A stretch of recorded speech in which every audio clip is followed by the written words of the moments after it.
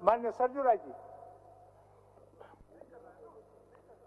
माननीय अध्यक्ष जी, आज भानुजी मंत्री जी का उत्तर सुन के ही जाएंगे। जल संसाधन विभाग और पेयजल एवं स्वच्छता विभाग के बजट पर आज विचार हो रहा है। पेयजल स्वच्छता विभाग एक महत्वपूर्ण विभाग है। पहले इस विभाग में ग्रामीण क्षेत्र के साथ साथ शहरी क्षेत्र भी रहता था, परंतु अब यह विभाग केवल ग्रामीण क्षेत्र पर ही विचार कर रहा है। मुझे यह देखकर प्रसन्नता हुई कि माननीय मंत्री जी ने अपने प्रतिवेदन में दिया है कि इन्होंने केंद्रीय प्रयोगशाला का NABL कराया है, जिलों की प्रयोगशालाओं का भी NABL हुआ है और प्रयोगशालाओं को ये सुदृढ़ कर रहे हैं। जितने विचार आए हैं मैं उनको दोहराना नहीं चाहूँगा, क्योंकि आज पेयजल की गुणवत्ता बहुत महत्वपूर्ण हो गई है। जगह जगह हम लोग देख रहे हैं कि हमारा भूगर्भ जल कितना प्रदूषित हो चुका है। इसके बारे में अगर इस प्रतिवेदन में कुछ संकेत रहता तो ये प्रतिवेदन और समृद्ध हुआ होता। मुझे उम्मीद है कि माननीय मंत्री जी इस पर विचार करेंगे। महोदय, शुरुआती दिन से मुझे लगता है कि 6वीं पंचवर्षीय योजना के समय से पेयजल पर देश भर में बड़ी ध्यान दिया गया और एक योजना 6वीं पंचवर्षीय योजना के अंतर्गत आई थी 10 वर्षों के लिए कि 10 वर्षों में हम पेयजल की योजनाओं को हम ग्रामीण स्तर तक पहुंचा देंगे। आज भी जो विश्व बैंक के स्तर पर सस्टेनेबल डेवलपमेंट गोल 2030 तक के लिए बना है, उसमें भी इसकी प्रमुखता है। मुझे लगता है कि जो बजट है सरकार का, वह बजट अगर इन दृष्टिकोणों से थोड़ा बना होता तो आवंटन भी अधिक होता। 4000 करोड़ रुपए का कुल आवंटन देखा हम लोगों ने बजट में महोदय। इसलिए मेरा तो एक सुझाव होगा कि फिर से पेयजल स्वच्छता विभाग में शहरी प्रभाग और ग्रामीण प्रभाग बना दिया जाए, परंतु ये दोनों के जगह पेयजल की जो योजनाएं हैं वह यही विभाग देखे, पेयजल स्वच्छता विभाग ही देखे, क्योंकि ग्रामीण विकास के पास जब ये जाते हैं तो इनके पास एक्सपर्ट है, मगर शहरी नगर पालिकाओं के पास कोई भी विशेषज्ञ इसके लिए नहीं है। इसलिए जो बड़ी योजनाएं बन गई हैं उन योजनाओं की बड़ी बुरी हालत है।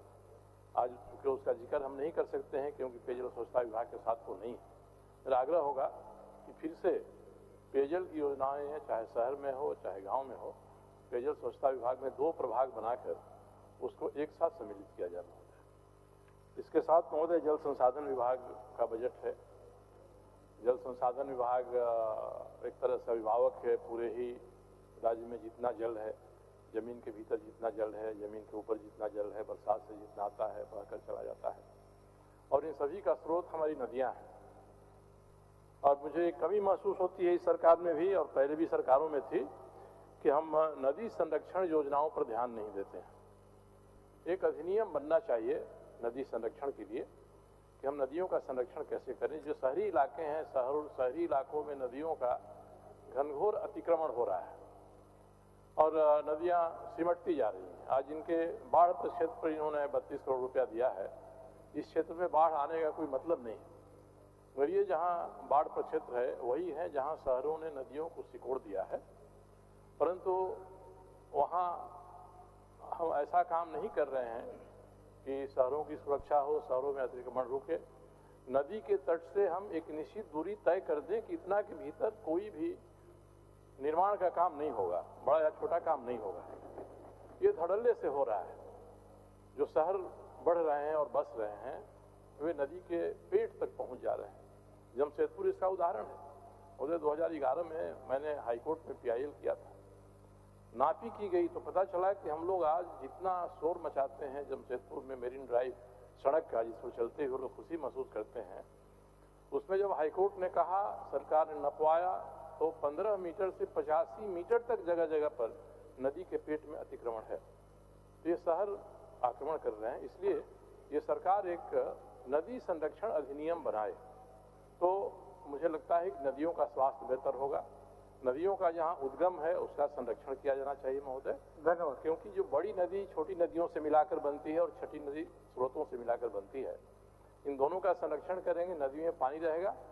एक कमी मुझे इसमें दिखाई पड़ी है महोदय कि इसमें जल संसाधन विभाग अगर हर तरह के जल का मालिक है तो लगता नहीं है कि उस रूप में ये प्रतिवेदन दिया गया है। ये लगता है केवल सिंचाई विभाग का प्रतिवेदन है।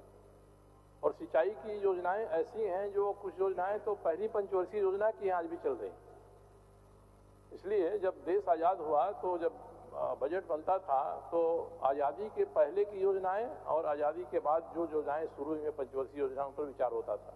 कांची आदि ऐसी योजनाएं हैं, बहुत पुरानी हैं। और अब एक चाहिए कि जो योजनाएं बिहार के समय से आ गई हैं, पूरा नहीं हुई हैं, उन पर एक अलग तरह से विचार किया जाए और उसके अतिरिक्त नई योजनाएं जो हम बना रहे हैं उस पर अलग तरीके से विचार किया जाए। स्वर्णरेखा जैसी योजनाओं पर तो पूरी तरह विचार करना चाहिए महोदय कि ये योजनाएं सुरसा के मुंह की तरह हो गई हैं, जो राज्य का संसाधन भी खा रही हैं, हमारी केंद्रीय सहायता भी खा रही हैं। परंतु कहीं हो गया माननीय सदस्य महोदय, विनोद जी ने ठीक ही कहा था कि कहीं भी हम ये नहीं दिखाते हैं कि इससे हमको लाभ क्या हो रहा है हमारा सिंचाई देने से। उन पर खर्च तो हम दिखा रहे हैं और उससे हम लाभ नहीं दिखा रहे हैं। पहले जो बड़ी योजनाएं होती थी महोदय, उनके राजस्व के बारे में राजस्व विभाग तय करता था। तो राजस्व विभाग अलग प्रतिवेदन देता था कि कितने खेतों में सिंचाई हुई, और सिंचाई विभाग अलग प्रतिवेदन देता था कि हमने कितनी क्षमता सृजित की, कितनी क्षमता का उपयोग किया। मगर आज सिंचाई विभाग ही दोनों ही काम कर रहा है।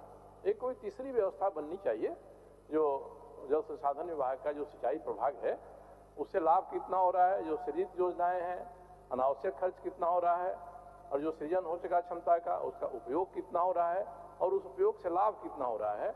जब तक कोई एक थर्ड पार्टी असेसमेंट हम नहीं करेंगे तब तक इस तरह के बजट का विभाग विश्लेषण नहीं हो सकता है। और एक अंतिम में बात कहूंगा महोदय कि पेयजल स्वच्छता विभाग में भी और जल संसाधन विभाग में विभाग ने ये नहीं बताया है कि हमारी क्षमता क्या है।